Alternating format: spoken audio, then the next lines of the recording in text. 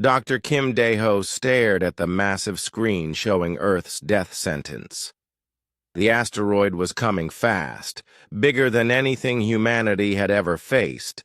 In less than 6 days, it would hit Earth and kill everyone. He wiped sweat from his face and looked at the numbers again. They were still the same. "We need to send the message again," Dae-ho said to his team in the underground bunker. The Seoul Emergency Broadcast Center buzzed with activity. People ran back and forth, checking computers and radio equipment. Everyone looked scared.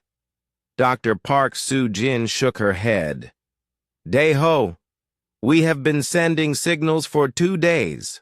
Nobody is answering." "Maybe nobody is out there." Dae-ho turned to face her. His eyes were red from not sleeping. "We cannot give up. This message might reach someone who can help us. We have to try everything." Soo-jin pointed at the radio equipment. "We are using every frequency we know. We are sending the message in math, in music, in pictures. If anyone is listening, they would have heard us by now." Outside the bunker, the world was falling apart. People were leaving cities. Governments were building shelters. Some countries were even fighting over safe spots. But Dae-ho believed that, somewhere in space, someone might be listening. Far away from Earth, beyond the stars that humans could see, the huge ship Eternal Harmony floated in the darkness. It was bigger than any city on Earth. The ship belonged to the Galactic Coalition, a group of 12 different alien species who ruled this part of the galaxy. Commander Vextal was working the night shift on the communications deck. His blue skin glowed softly in the dim light. He had 4 arms and was very good at monitoring many radio channels at once. Most of the signals he heard were boring reports from Coalition ships or weather data from nearby planets. Then something different came through the speakers. It was not like Coalition signals. This one sounded desperate and strange. Vextal turned up the volume and listened carefully. The signal repeated the same message over and over in different ways. The message showed mathematical formulas, star maps, and what looked like a countdown. Then came sounds that seemed like voices, full of fear and hope. Vextal had never heard anything like it. He called his supervisor, Lieutenant Commander Yulmar. She was from the same species but older and more experienced. When she heard the signal, her large black eyes grew wide. "Where is this coming from?" Yulmar asked. Vextal checked his instruments. "A small system in the outer rim. 3rd planet from a yellow star. The inhabitants call their world Earth according to the signal." Yulmar studied the data on her screen. The mathematical parts of the message were surprisingly advanced for a species they had never heard of. The emotional parts were unlike anything in Coalition databases. "These beings," she said slowly, "they are asking for help. They say a large rock from space will destroy their world." Vextal nodded. "Should we report this to Admiral Threndar?" Admiral Threndar was the commander of the Eternal Harmony. He was from the Corvani Empire, a proud species that looked like tall gray lizards. When Yulmar brought him the Earth signal, he listened for exactly 30 seconds before turning it off. "Primitive aliens," Threndar said, with a dismissive wave of his clawed hand. "They have not even learned to travel between stars. The Prime Directive is clear. We do not interfere with undeveloped species. Yulmar tried to argue. Sir, they will all die. Their entire species will be extinct. Threndar's cold yellow eyes stared at her. That is not our concern. The galaxy is full of species that could not save themselves. If we helped every primitive world in danger, we would have no time for important coalition business. But Yulmar could not forget the sound of those voices. Even though she could not understand the words, she could hear the fear and hope mixed together. These Earth beings knew they were going to die, but they kept trying to find help. On Earth, Dayho was getting tired, but he would not stop. His team had been working for 3 days without real sleep. The government was telling everyone to prepare for the end, but Dayho kept broadcasting. Maybe we should rest, Sujin suggested. The calculations show we only have 3 days left. Even if someone heard us, they could not get here in time. Dayho shook his head. Time moves differently in space. Maybe faster ships exist. Maybe someone has technology we cannot imagine. He looked at Earth's last message scrolling across his computer screen. It contained everything humanity knew about mathematics, science, art, and music. It told the story of human history and asked any listener to remember them. Back on the Eternal Harmony, other crew members started hearing about the Earth signal. Captain Felnora of the Jelani species was visiting the ship for a coalition meeting. The Jelani looked like tall, graceful beings with silver skin and large, empathetic eyes. They were known for caring about other species. When Felnora heard the Earth message, she was deeply moved. She had studied many different species, but the combination of intelligence and emotion in this signal was remarkable. These beings, she told Yulmar privately, they are special. Look how they organize their mathematics. See how they express hope even when facing death. This is not a primitive species, Yulmar agreed. But the Admiral will not help them. He says the Prime Directive forbids it. Felnora was quiet for a long moment. The Prime Directive protects developing species from interference. But what if they ask for help? What if they specifically request contact? Meanwhile, the Coalition Council was meeting on the capital world of Nexus Prime. The 12 species that ruled the galaxy were discussing trade routes and border disputes. They had no idea that a small blue planet was crying out for help. Elder. Mordith of the ancient crystalline hierarchy was the oldest member of the council. His body was made of living crystal that sparkled with inner light. He had seen thousands of species rise and fall over his long life. During a break in the meeting, news of the Earth signal reached the council chambers. Most members dismissed it quickly. The militant Drakmori representative, War Marshal Ketvar, actually laughed. "Let them die," Ketvar growled. His species looked like huge armored warriors with sharp teeth. Weakness deserves extinction. If they cannot save themselves, they are not worthy of life. But Elder Mordith did not laugh. Something about the Earth signal reminded him of very old memories. Long ago, before the Coalition existed, there had been another species that combined advanced mathematics with deep emotion. They had called themselves the first ones, and they had vanished mysteriously. As the council continued their meeting, the Earth signal kept broadcasting.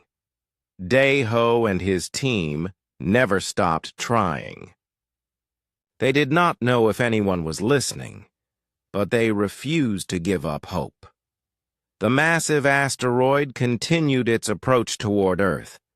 In 3 days, it would strike the planet and end human civilization forever. But somewhere in the vast galaxy, a few kind hearts had heard humanity's cry for help. The question was whether those hearts would be brave enough to act. Captain Felnora stood on the bridge of her ship, whispered hope. It was much smaller than the Eternal Harmony, but it was fast and quiet. Her crew of Jelani scientists and engineers watched her with worried expressions. They all knew what she was planning to do. "Captain," said her first officer, Timlar, "if we respond to the Earth signal, the Coalition will arrest us. The Prime Directive is their most important law." Felonora looked at the star map showing Earth's location. The small blue planet was so far away from Coalition space that most members had never heard of it. But the desperate voices from that world would not leave her mind. "Sometimes," she said quietly, "doing what is right is more important than following rules. These Earth beings are going to die.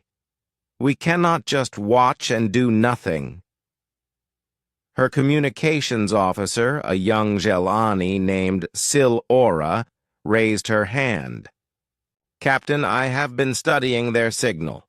Their mathematics are very advanced. They understand quantum physics and space-time theory. These are not primitive beings." Felnora nodded. "Begin preparing a response.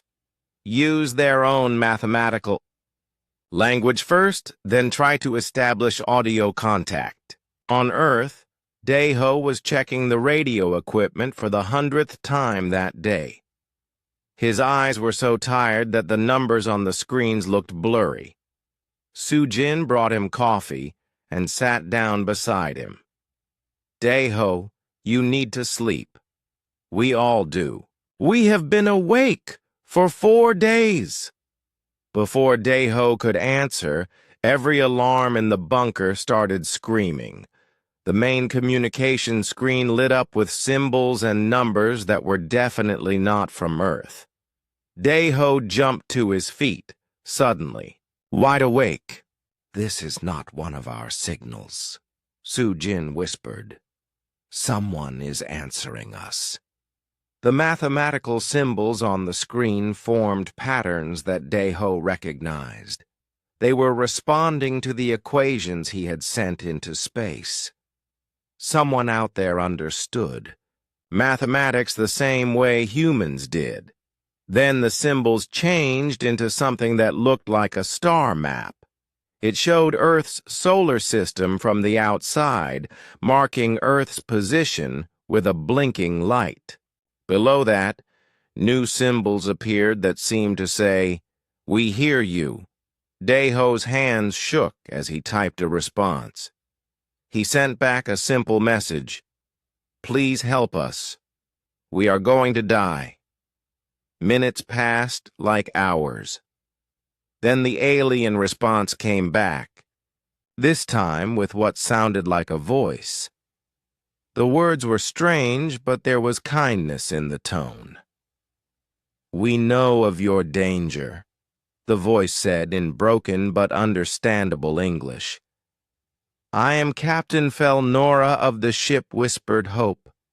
We want to help you, but our laws make this difficult." Day-Ho grabbed the microphone with both hands. "Captain Felnora, this is Dr. Kim Day-Ho from Earth. We only have 2 days before the asteroid hits. Can you save us?" There was a long pause.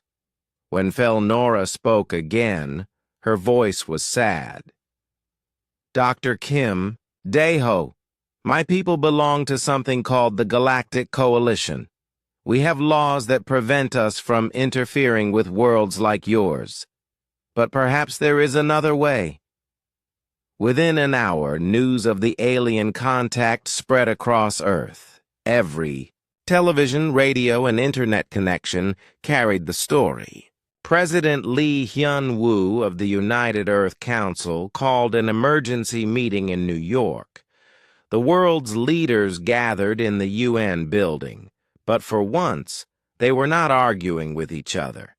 The knowledge that aliens existed and that Earth was about to die had united humanity in a way nothing else ever had. President Lee Hyun-woo was a calm, intelligent man who had always dreamed of this moment. But he had never imagined it would come during Earth's final hours. "Ladies and gentlemen," he said to the assembly, "we are no longer alone in the universe, but we may also be the last generation of humans to know this." General Park Dong-min, Earth's top military commander, stood up. He was a serious man who had spent his whole life preparing for war, but never for this. "Mr. President, our new alien friend said there might be another way. We should ask her what she means." Back in Seoul, Dae-ho was still talking to Captain Felnora. The alien captain explained that the Galactic Coalition had strict rules about helping less advanced worlds, but she also hinted that these rules might have exceptions. "Dr. Kim Dae-ho," Felnora said, "tell me about this rock that threatens your world. What do you know about it?" Dae-ho pulled up all of Earth's data about the asteroid. "It is huge, about 10 kilometers wide. It is moving very fast. But there is something strange about it. Our telescopes show it contains materials we have never seen before." Soo-jin, who had been listening, suddenly grabbed Dae-ho's arm. "The spectral analysis. Show her the spectral analysis." Dae-ho sent the data to Felnora's ship. When she saw it, there was a long silence. "Dr. Kim Dae-ho," Felnora finally said, and her voice sounded excited. "This asteroid contains quantum crystals. These materials are very rare and very valuable. They can be used to build faster-than-light engines." Soo-jin's eyes went wide. "Are you saying this asteroid is not just a threat? It could be useful?" "Very useful," Felnora confirmed. "If your people could somehow capture this asteroid instead of destroying it, you would possess something that could change your entire civilization." Dae-ho felt hope and terror at the same time. "But, Captain, we do not have the technology to capture something that big. We were planning to try to destroy it with nuclear weapons." "That would be a terrible waste," Felnora said. "And I think I know why this asteroid is coming to your world. Quantum crystals are attracted to certain types of planetary magnetic fields. Earth's magnetic field is very unusual." While Dae-ho talked with Felnora, something else was happening in space. Admiral Threndar had discovered that one of his captains had violated the Prime Directive. He was furious. "War Marshal Ketvar," he called to the Drakmori representative. "Captain Felnora has broken our most sacred law. She is talking to the primitive aliens." Ketvar's armor clanked as he moved. The huge warrior looked pleased by this news. "Good. I was getting bored with peace talks. Send my enforcement fleet to arrest her." But Elder Mordeth raised one crystal hand. "Wait. Before we act, we should understand what is happening. Why would a respected captain risk everything to help unknown aliens? Threndar pulled up the data about Earth and the asteroid. When he saw the quantum crystal analysis, his attitude changed completely. "This changes everything," he said slowly. "Those crystals are worth more than entire star systems. If the humans gain control of them—" Ketvar grinned, showing his sharp teeth. "Then we should take the crystals for ourselves, kill the humans, and mine the asteroid." Elder Mordeth studied the data more carefully. Something about Earth's magnetic field readings bothered him.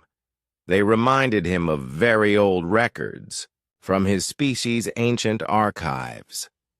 On Earth, President Lee Hyun-woo addressed the world. He stood before cameras that broadcast to every nation.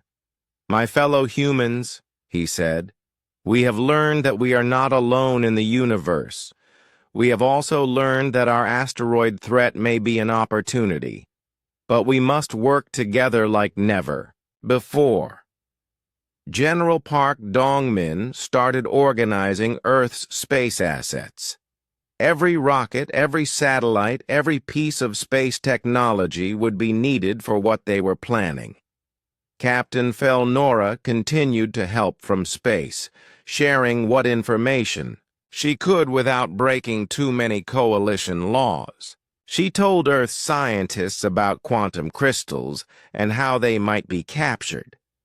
"The crystals respond to electromagnetic fields," she explained. "If you can create the right frequency, you might be able to guide the asteroid instead of destroying it." Colonel Lee Jin-woo, Earth's best space pilot, volunteered to lead the dangerous mission.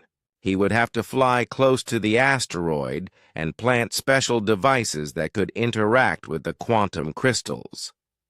As Earth's final day approached, Ketvar's enforcement fleet was getting closer, but the war marshal was no longer planning to simply arrest Felnora. He wanted those quantum crystals for his own empire. Meanwhile, Elder Mordeth made a discovery in his ancient archives. The readings from Earth's magnetic field matched records from a species that had vanished long ago. The first ones had left behind mysterious technology throughout the galaxy, but no one knew what had happened to them. Could these humans be connected to the first ones somehow? Elder Mordeth decided he needed to learn more before the enforcement fleet reached Earth. The asteroid was now visible to the naked eye from Earth's surface. It looked like a bright star that grew bigger every hour. In less than 18 hours, it would either destroy humanity or give them the keys to the galaxy. Daeho looked up at the night sky and saw the approaching rock that had brought aliens into his life. Tomorrow would decide the fate of the human race. The countdown clock in Seoul's emergency center showed 18 hours until impact. Daeho had not slept in 6 days, but his mind was clearer than ever. The plan he was about to propose was either brilliant or completely insane. "Soo-jin, gather everyone," he said. "I think I know how we can capture the asteroid." Within minutes, the world's best scientists were connected by video link. President Lee Hyun-woo watched from the UN building while General Park Dong-min coordinated from military headquarters. Captain Felnora listened from her ship, ready to provide alien guidance. "The asteroid is not just falling toward Earth," Daeho explained, pointing at his calculations. "The quantum crystals inside it are being pulled by our planet's magnetic field." Captain Felnora was right about that. Soo-jin studied the numbers on her screen. "But Daeho, even if we can guide it, the asteroid is still huge. If it gets too close to Earth, the gravity will pull it down anyway." Daeho smiled for the first time in days. That is exactly what we want. We are going to use Earth's gravity like a slingshot. But instead of throwing the asteroid away, we are going to capture it in orbit. The room fell silent. What Daeho was suggesting had never been tried before, not even by the advanced alien species in the galaxy. Colonel Lee Jin-woo raised his hand. Dr. Kim, I will fly whatever mission you need, but please explain how we can capture something that big without it crushing us. Daeho pulled up a new set of calculations. We use nuclear pulse propulsion combined with electromagnetic guidance. The nuclear explosions will slow the asteroid down while the electromagnetic fields will steer it. If we time everything perfectly, we can put it into a stable orbit around Earth. General Park Dong-min shook his head. Doctor, we would need to coordinate dozens of nuclear weapons with perfect timing. One mistake and we either miss the asteroid completely or blow it into pieces that rain down on Earth. That is where our alien friend comes in, Daeho said, looking at the communication screen showing Captain Felnora. Felnora's silver face appeared worried. Dr. Kim Daeho, what you are planning is very dangerous. My people have advanced computers, but even we have never tried to capture an asteroid this size. But you can help us calculate the electromagnetic frequencies, Soo-jin added. Your technology, combined with human determination, might be enough. President Lee Hyun-woo spoke from New York. Captain Felnora, will your people get in trouble if you help us more directly? Felnora was quiet for a moment. Mr. President, I am already in trouble. The Coalition Enforcement Fleet is coming to arrest me. But I would rather be arrested for saving a world than for following rules that let innocent people die. High above Earth, Felnora's engineer Timilar was working with human scientists to modify nuclear weapons for electromagnetic guidance. It was the strangest cooperation in galactic history. Aliens and humans working together to attempt the impossible.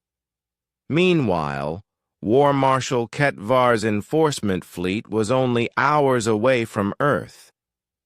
But the Drakmori warrior was no longer just planning to arrest Felnora. He wanted to study these humans who dared to attempt such a crazy plan.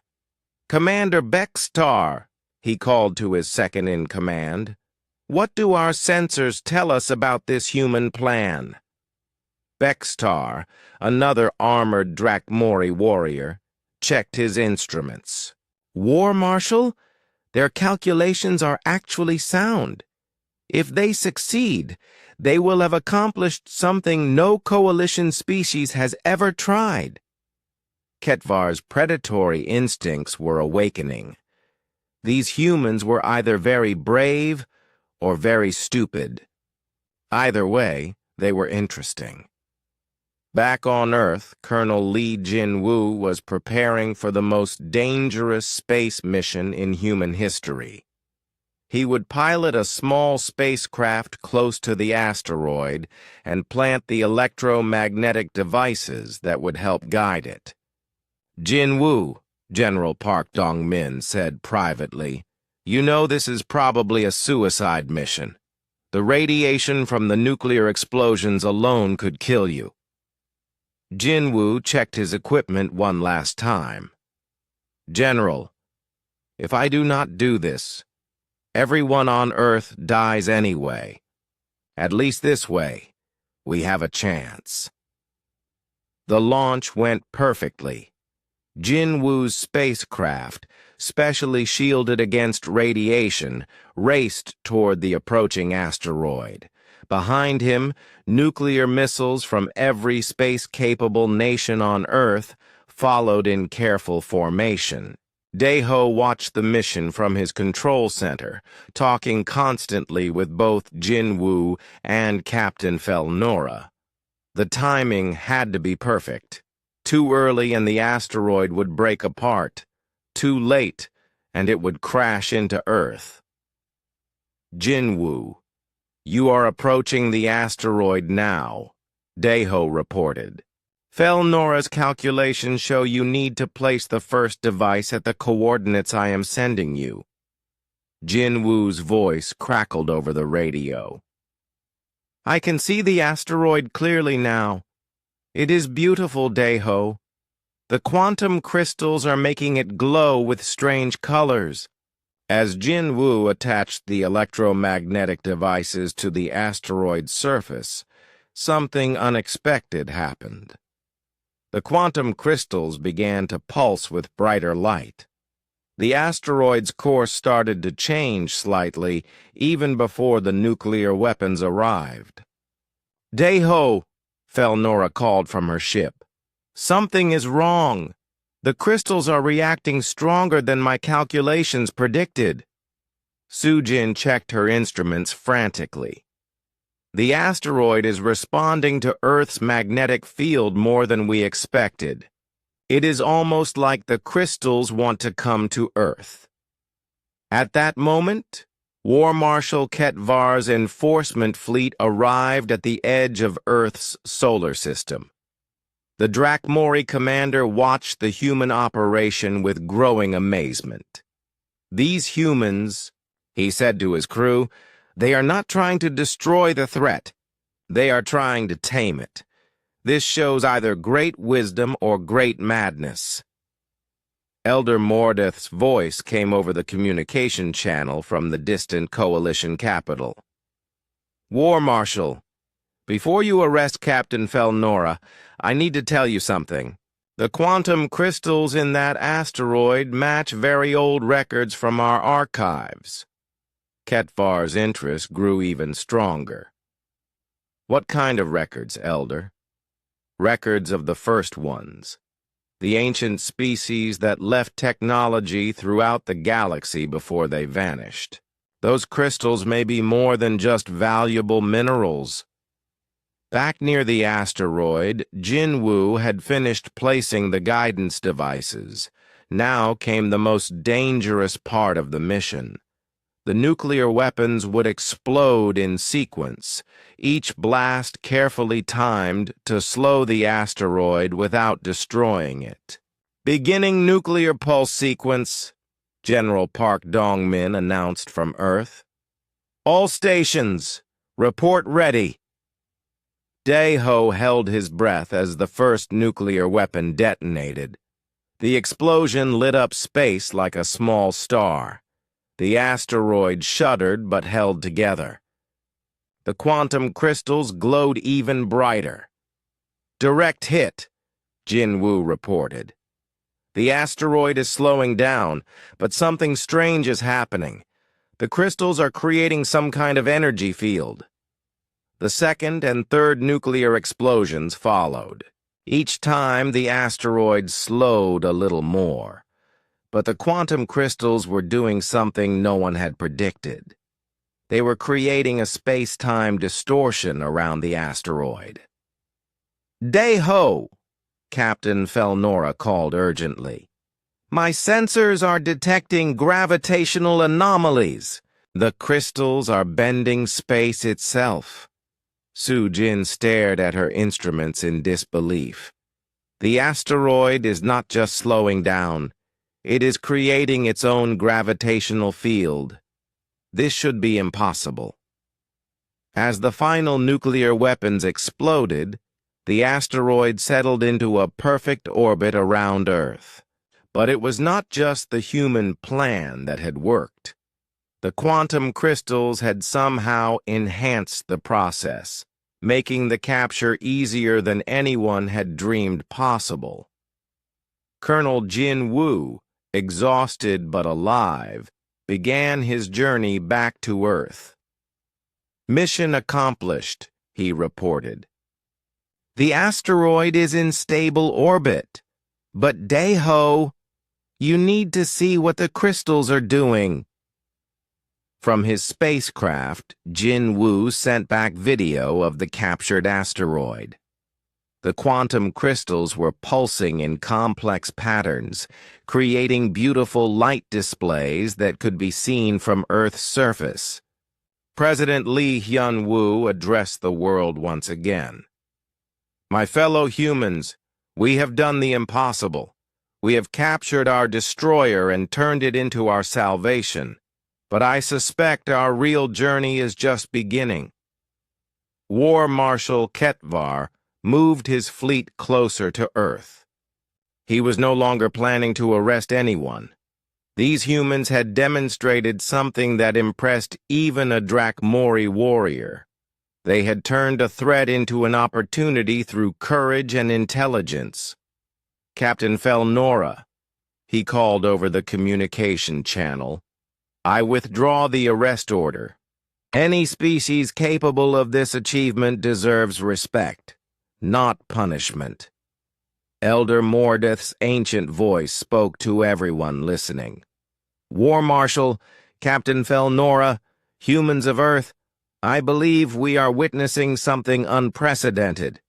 These quantum crystals are responding to humanity in ways they have never responded to any other species."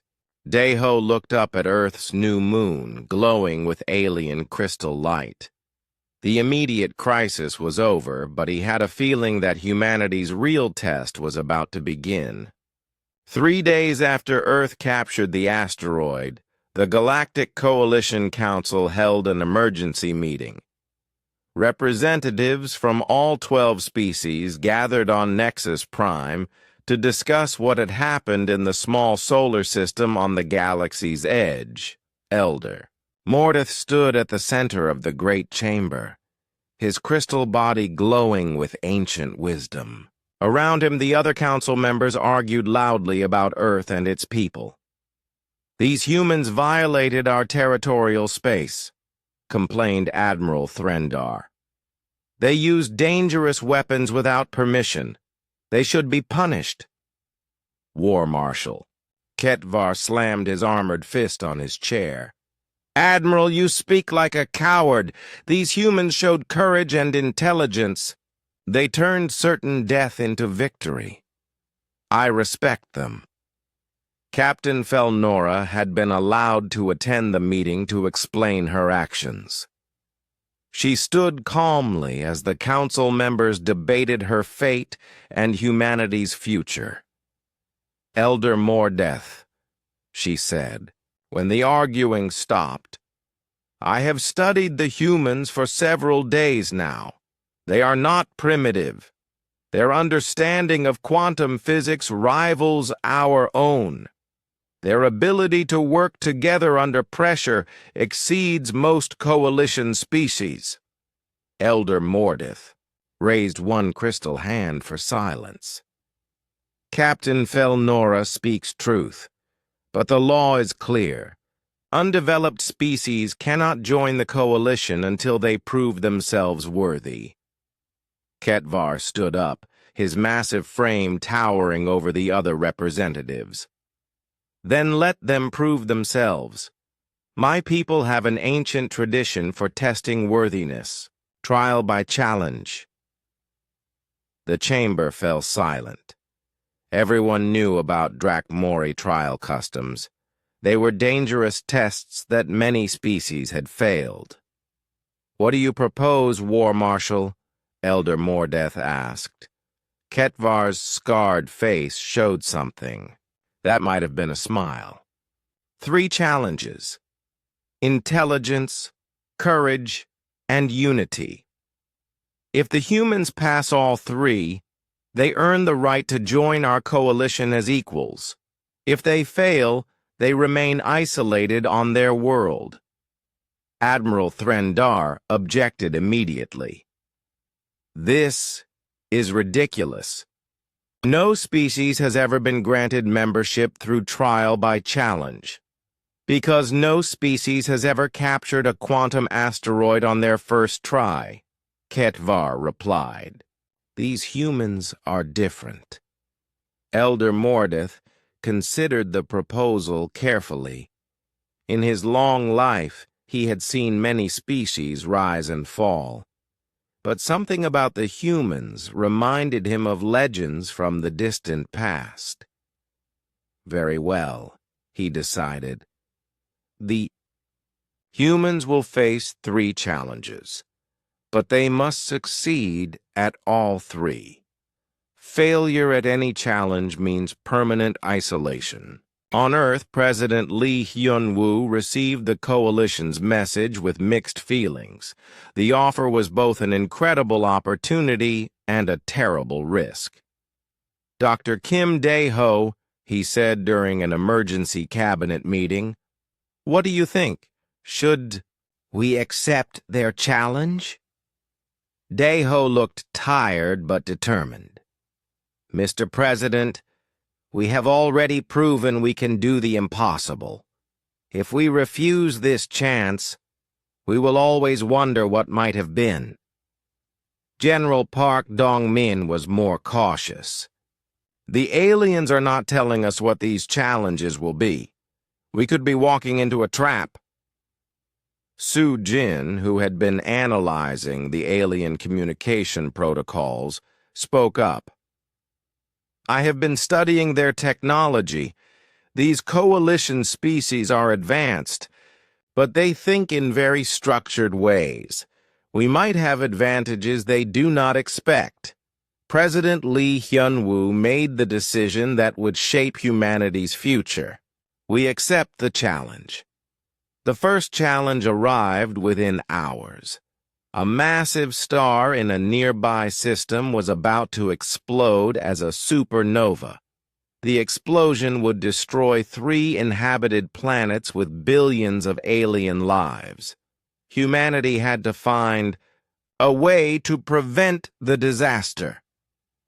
"This is impossible," Soo Jin said after studying the data. "We do not have the technology to stop a star from exploding." But Dae-ho was already working on the problem. "We do not need to stop the explosion. We need to redirect it." Captain Felnora, who was now openly helping Earth, despite coalition rules, provided detailed information about the dying star. "Dr. Kim Dae-ho, the star's core is already collapsing. The supernova will happen within days." Dae-ho studied the star's structure and remembered something from Earth's quantum crystal experiments. "The crystals we captured respond to electromagnetic fields. What if we could use them to create a directed electromagnetic pulse?" The plan was audacious. Earth would use its captured asteroid to generate a massive electromagnetic field that could influence the dying star's magnetic field. Instead of exploding in all directions, the supernova would be channeled into empty space. "Dae-ho," Soo Jin said worriedly, "if we get this wrong, we could make the explosion worse. Instead of killing 3 planets, we might destroy dozens." "That is why we have to get it right," Dae-ho replied. Working with coalition scientists who were secretly helping, Earth's team calculated the exact electromagnetic frequency needed. Colonel Jin-woo piloted another dangerous mission to modify the quantum crystals in their captured asteroid. When the moment came, the entire galaxy watched. The dying star's core collapsed, and the supernova began. But instead of expanding in a deadly sphere, the explosion shot out in a narrow beam that missed all inhabited systems. Billions of alien lives were saved by human ingenuity and the quantum crystals that had once threatened to destroy Earth. War Marshal. Ketvar's approval was grudging but real. The humans passed the first challenge. Their intelligence is proven. The second challenge was military. Ketvar himself designed a war game simulation that had defeated the galaxy's finest military minds. Earth would command a small fleet against overwhelming odds, with the fate of an entire star system hanging in the balance. General Park Dong-min and Colonel Jin Woo studied the simulation parameters. The enemy force was 10 times larger than their own, with superior technology and defensive positions. "General," Jin Woo said, "conventional tactics will not work. We need to think like humans, not like aliens." Park Dong-min smiled grimly. "Then we fight dirty." The war game began with Earth's simulated fleet appearing to retreat in panic. The enemy forces gave chase, expecting an easy victory. But the retreat was a trap. Jin Woo had hidden small ships in asteroid fields throughout the system.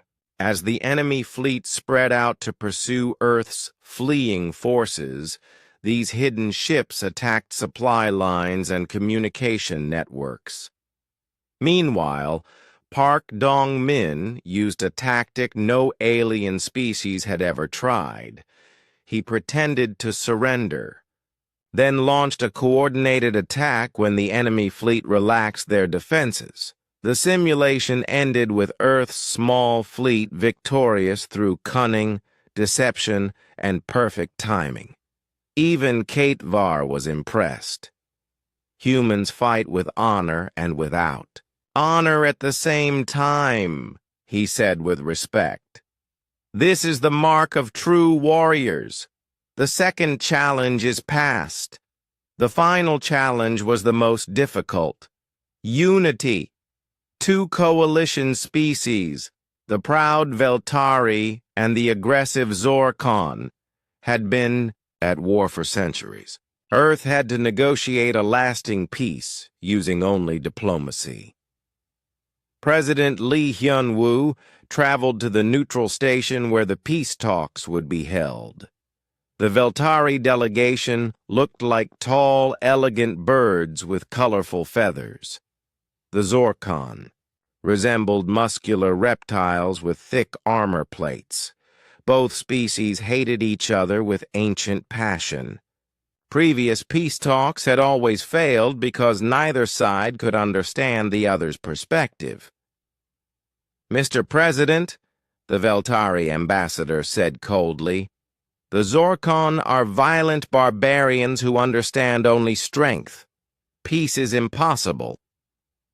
The Zorkon representative growled his response. "The Veltari are weak and cowardly. They hide behind words when they should fight with honor." Lee Hyun-woo listened to both sides carefully. Then he made an unusual request. "I would like Dr. Park Soo-jin to demonstrate something with our quantum crystals." Soo-jin had been working on a new application of quantum crystal technology. By modulating their frequency, she could create a temporary connection between different minds, allowing beings to literally experience each other's thoughts and emotions.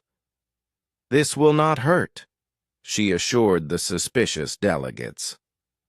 "But you will understand each other in a way you never have before." The quantum field activated, and for the first time in centuries, Veltari and Zorkon minds touched. The proud bird-like beings experienced the Zorkon's deep sense of honor and their fear of being seen as weak.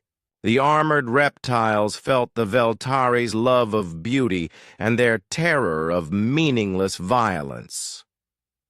When the connection ended, both delegations sat in stunned silence.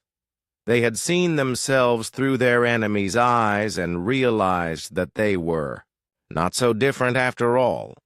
The peace treaty was signed within hours.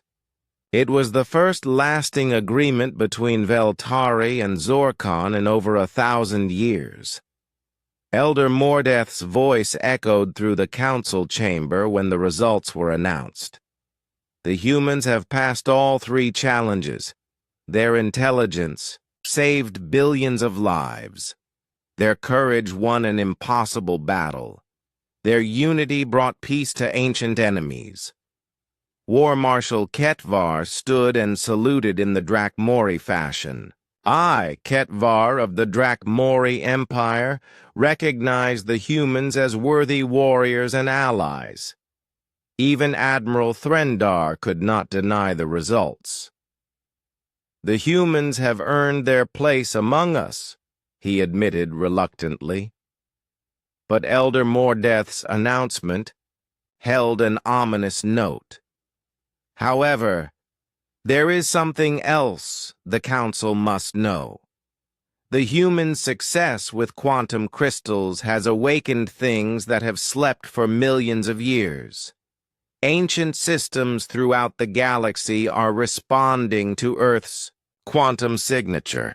2 weeks after Earth joined the Galactic Coalition, strange things began happening throughout the galaxy.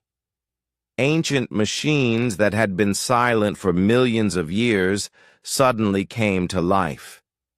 Massive structures hidden in asteroid fields started broadcasting mysterious signals. Defense platforms orbiting dead worlds powered up their weapons for the first time since the first ones vanished. Dr. Kim Dae-ho was studying quantum crystal patterns in his new laboratory on Earth's captured asteroid when the first reports came in. Captain Felnora called him from her ship, which was now permanently stationed near Earth. "Dae-ho," she said, her silver face showing worry. "Something is happening across the galaxy. Ancient technology is activating everywhere, and all the signals point back to Earth." Dae-ho looked at his quantum crystal readings. The patterns had been growing more complex every day since Earth captured the asteroid. "Felnora, I think our quantum experiments are triggering something. These crystals are not just responding to our magnetic field, they are communicating with something." Dr. Park Soo-jin joined the conversation from her research station. "I have been analyzing the signals from the ancient machines. They are using the same quantum frequencies as our crystals. It is like they are all part of the same network." On the Drakmori homeworld of Ketmore, War Marshal Ketvar was facing his own crisis. The planet's ancient defense systems, built into the mountains themselves, had suddenly activated. Massive weapons platforms rose from underground bunkers that his people had thought were just old ruins. "War Marshal," his aide Bextar reported nervously, "the ancient systems are not responding to our commands. They seem to be following signals from space." Ketvar studied the activation patterns with growing alarm. His people had built their empire by conquering weaker species, but now weapons far more advanced than anything the Drakmori possessed were powering up on their own world. "Get me a communication link to Earth," he ordered. "I need to speak with the humans immediately." Elder Mordeth called an emergency council session as reports flooded in from across Coalition space. Every member species was dealing with the same phenomenon. Ancient technology was awakening and responding to signals from Earth. "This is unprecedented," Mordeth announced to the gathered representatives. "For millions of years, First One technology has remained dormant. Now it responds to quantum signatures generated by the newest members of our coalition." Admiral Threndar was more direct. The humans are dangerous. Their meddling with quantum crystals is destabilizing the entire galaxy. We should remove them from Coalition membership immediately. But Captain Felnora had been studying the ancient records more carefully. Elders, I believe the humans are not causing this awakening. They are triggering it because they carry something the first ones left behind. What do you mean? Several council members asked at once. Felnora shared her research with the council. I have been comparing human DNA with samples from ancient First One archaeological sites. There are quantum markers in human genetic code that match First One patterns. The council chamber fell silent. What Felnora was suggesting was impossible according to everything they knew about galactic history. Captain, Elder Mordeth said slowly, are you saying that humans are descended from the first ones? Not descended, Felnora corrected. Designed. I believe the first ones created humanity as their final project before they disappeared. Earth was not just another world. It was a carefully prepared sanctuary where their genetic legacy could develop safely. On Earth, President Lee Hyun-woo convened an emergency meeting as the implications of this discovery became clear. If humanity was connected to the first ones, they might be inheriting more than just ancient technology. Dr. Kim Dae-ho, the president said, if Captain Felnora is right, then we are not just dealing with awakening machines. We might be inheriting the responsibilities of an entire lost civilization. Dae-ho had been working non-stop to understand the quantum crystal network. Mr. President, I think I am beginning to understand what is happening. The first ones did not just disappear. They prepared for something. All this ancient technology is a defense network. Defense against what? General Park Dong-min asked. Before Dae-ho could answer, every quantum crystal on Earth's captured asteroid began pulsing in perfect synchronization. The patterns were urgent, almost desperate. Soo-jin ran to her instruments. The crystals are receiving a massive signal from deep space. Something is sending a message from outside our galaxy. The message, when they finally decoded it, was terrifying. It came from scouts of a species called the Void Hunters. They had detected the activation of First One technology and were returning to finish what they had started millions of years ago. The First Ones fought a war, Dae-ho realized as he studied the ancient data. They lost, but they had time to prepare one final defense, us. War Marshal Ketvar's call came through just as Earth's scientists made this discovery. Humans, he said bluntly, my homeworld's defense systems are preparing for war. They are pointing weapons toward empty space, but my sensors detect nothing there. War Marshal, President Lee Hyun-woo replied, they are not pointing at empty space. They are pointing at where the enemy will arrive. Captain Felnora's ship detected the first Void Hunter scout ships 3 days later. They appeared at the edge of the galaxy like dark wounds in space itself.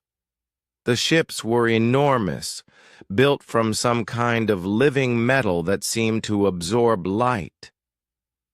By all the stars, Felnora whispered as she studied the sensor readings. These ships are bigger than anything in Coalition space, and there are hundreds of them. Elder Mordeth's ancient memory finally recalled the legends. The Void Hunters. They consume entire galaxies, draining the life force from every living world. The first ones fought them for 1,000 years before creating their final defense. Which was? Admiral Threndar asked, though he dreaded the answer. A species capable of quantum evolution, beings who could adapt and grow stronger with each challenge. The first ones hoped that by the time the Void Hunters returned, their created children would be ready. All eyes turned toward Earth on the communication screens. The small blue planet that had seemed so primitive just weeks ago now held the fate of the entire galaxy. Colonel Li Jin-Woo was preparing Earth's defenses when the full scope of the crisis became clear. The awakening. First One technology included massive shipyards hidden in asteroid fields, weapon platforms that could destroy planets, and quantum computers that had been calculating battle strategies for millions of years. Jin-Woo, Daeho called. From the Quantum Crystal Control Center, the ancient network is trying to download something into our systems.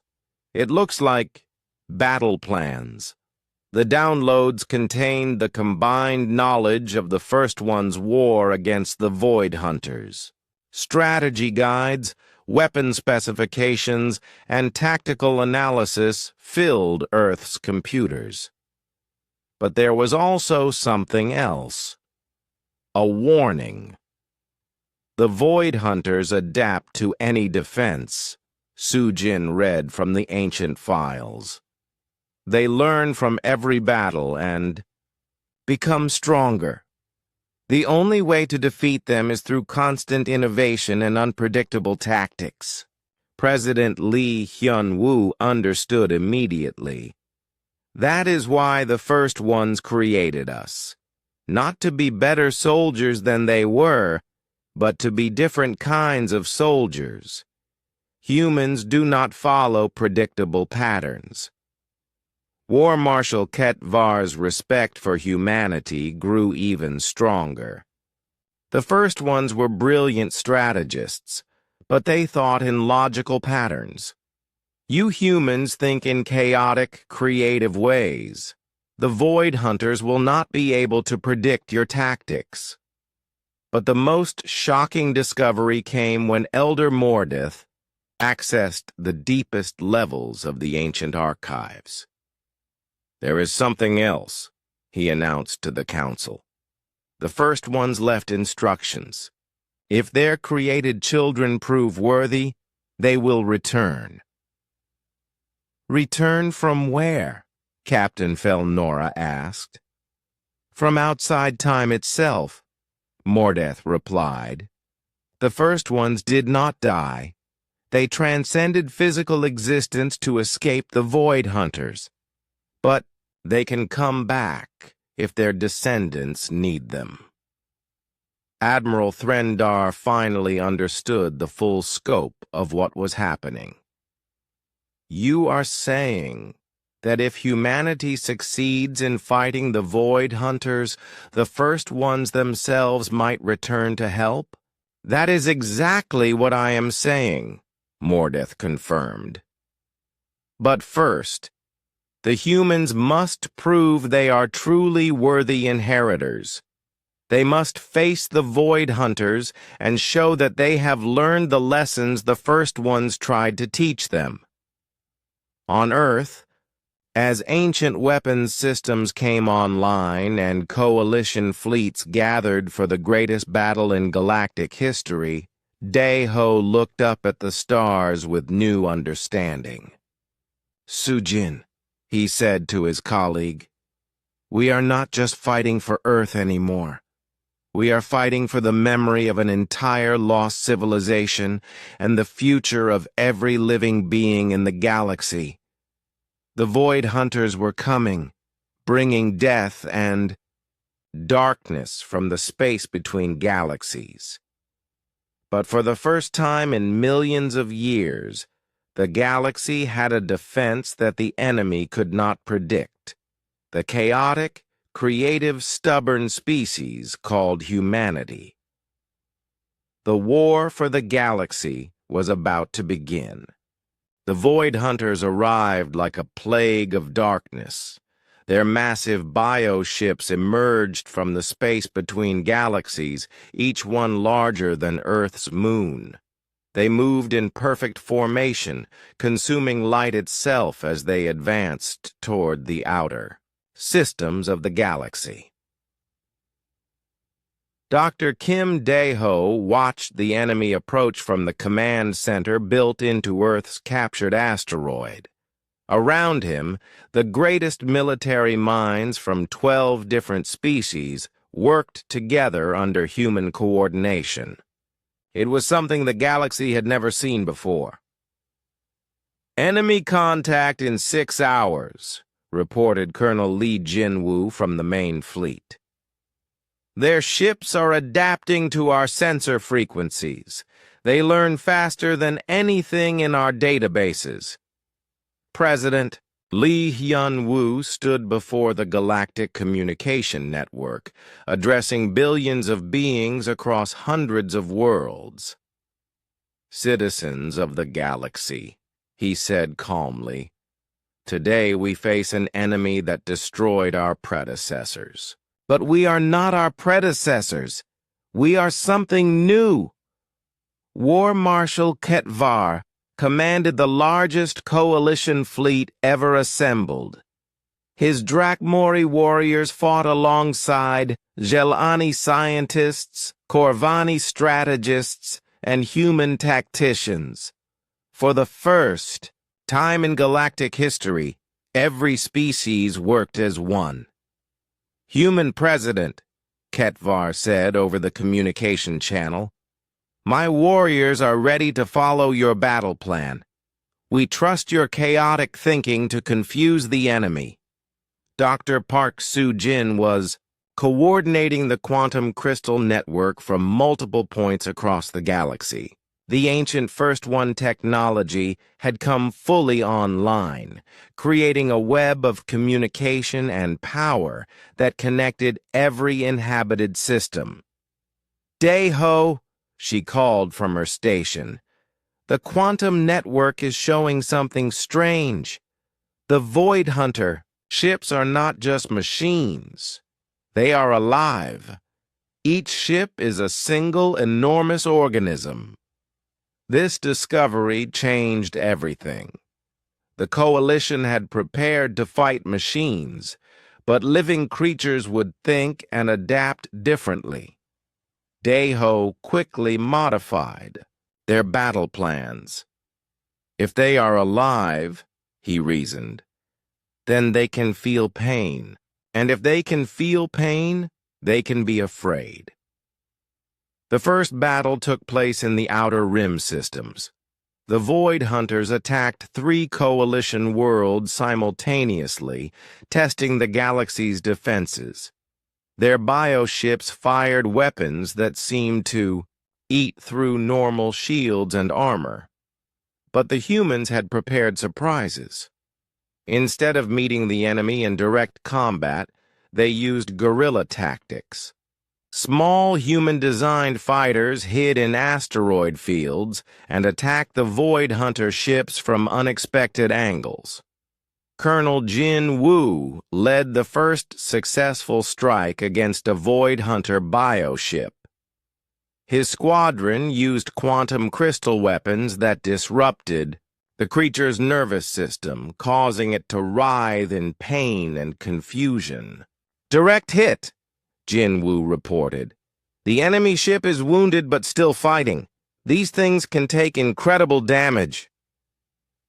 The Void Hunters quickly adapted to the coalition's tactics. Their bioships grew new armor and developed countermeasures against the quantum weapons. Each battle became harder as the enemy learned from their defeats.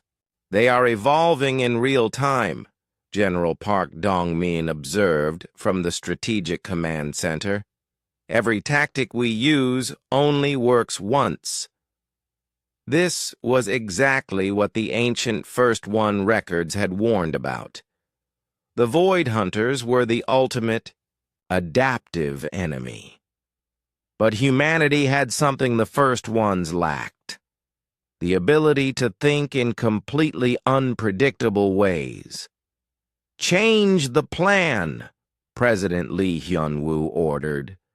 "Do not try to outfight them. Try to out-confuse them." The second phase of the war began with humanity doing something no logical species would attempt. They pretended to lose. Coalition fleets retreated from system after system, appearing to abandon their positions in panic. The Void Hunters, following their instincts as predators, gave chase. Their bioships spread across the galaxy, hunting down the fleeing coalition forces. This was exactly what the humans wanted. "Now," Daeho announced from the Quantum Crystal Control Center, "activate the network." Across the galaxy, First One technology that had been hidden for millions of years came online simultaneously. Weapon platforms rose from dead moons. Defense stations emerged from gas giant atmospheres. Entire artificial planets revealed themselves to be massive fortresses. The Void Hunters found themselves surrounded by enemies they had never detected.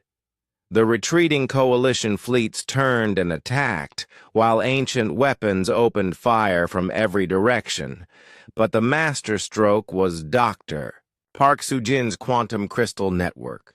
She had linked every First One facility into a single vast weapon that could strike anywhere in the galaxy instantly. "Firing quantum cascade," Soo-jin announced. Beams of pure quantum energy lanced across space, striking Void Hunter bioships with power that bypassed their adaptive defenses. The weapons did not just damage the enemy ships, they disrupted their ability to evolve and adapt. The Void Hunters reeled under the coordinated assault. For the first time in millions of years, they were being defeated. But their response was terrible to behold. The enemy bioships began to merge together, forming creatures of unimaginable size. Individual ships that were already moon-sized combined into things as large as planets. These merged entities headed straight for the most populated systems in the galaxy. "They are going to consume entire worlds," Captain Felnora reported in horror. "If those merged bioships reach the core systems, billions will die." This was the moment when Dr. Kim Dae-ho made the decision that would save the galaxy and cost him everything. He walked to the central quantum crystal control node and placed his hands directly on the crystal surface. "Dae-ho, no!" Soo-jin screamed. "Direct contact with the network will kill you." Dae-ho smiled sadly at his friend. "Soo-jin, someone has to coordinate the final defense. The quantum network needs a conscious mind to guide it, and I am the only one who understands it completely." The quantum energy flowed through Dae-ho's body and mind. His consciousness expanded across the galaxy as he became one with the ancient First One network. Through 1,000 different sensors, he could see every Void Hunter ship, every coalition, defender, every inhabited world that needed protection. With his expanded awareness, Dae-ho coordinated the greatest military operation in galactic history. He guided quantum beams to strike enemy weak points. He directed coalition fleets to attack in perfect coordination. He turned the entire galaxy into a single weapon aimed at the Void Hunters. The merged enemy bioships, despite their enormous size, found themselves outmaneuvered at every turn. No matter how they adapted, Dae-ho's unpredictable human thinking stayed one step ahead of them. The enemy is retreating, War Marshal Ketvar reported with amazement. They are falling back toward the galactic edge. But the Void Hunters had one final trick. The largest of their merged bioships began to collapse in on itself, creating a gravitational singularity that would tear apart nearby star systems. It is a suicide attack, Admiral Threndar warned. They will destroy half the galaxy rather than admit defeat. Through the quantum network, Deho sensed the gathering catastrophe. With his last act, he channeled all the power of the First One network into a single massive pulse that destabilized the enemy's weapon before it could detonate. The explosion that followed lit up the entire galaxy. When the light faded, the Void Hunters were gone, fled back to the dark space between galaxies. But Dr. Kim Dae-ho was gone too, his consciousness scattered across the quantum network. President Lee Hyun-woo spoke to the galaxy one final time. Dr. Kim Dae-ho gave his life to save us all. He will be remembered as the human who taught us that courage and intelligence can overcome any threat. But Dae-ho's sacrifice had done more than defeat the Void Hunters. His merger with the quantum network had activated the deepest levels of First One technology. Across the galaxy, ancient gateways began to open. Elder Mordith's crystal form glowed, brighter than ever before.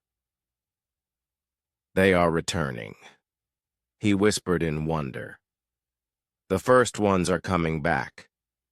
The beings that emerged from the quantum gateways were unlike anything in the modern galaxy. They appeared as pure energy, capable of taking any form they chose. But their voices were kind and familiar. "Children of Earth," one of the First Ones spoke directly to humanity. "You have proven yourselves worthy inheritors of our legacy. Dr. Kim Dae-ho's sacrifice showed us that you understand what we tried to teach, that the greatest strength comes from willing self-sacrifice for others." The First Ones helped stabilize the quantum network and brought Dae-ho's consciousness back together. When he materialized in the Soul Command Center, he was changed. Part of him remained connected to the ancient network, giving him abilities no human had ever possessed. "The war is over," Dae-ho announced. "But our journey is just beginning." Dr. Park Soo-jin, now the director of the new Galactic Quantum Research Institute, worked with both coalition scientists and returned First Ones to explore the mysteries of the universe. The technologies they developed would benefit every species in the galaxy. President Lee Hyun-woo established the new Galactic Compact, a government that included all species as equals. War Marshal Ketvar became the first non-human to serve in a human administration, bringing Drakmori honor codes to galactic law. Captain Felnora commanded the new exploration fleets that would carry the message of cooperation and peace to distant galaxies. Elder Mordith served as the bridge between ancient wisdom and new discoveries.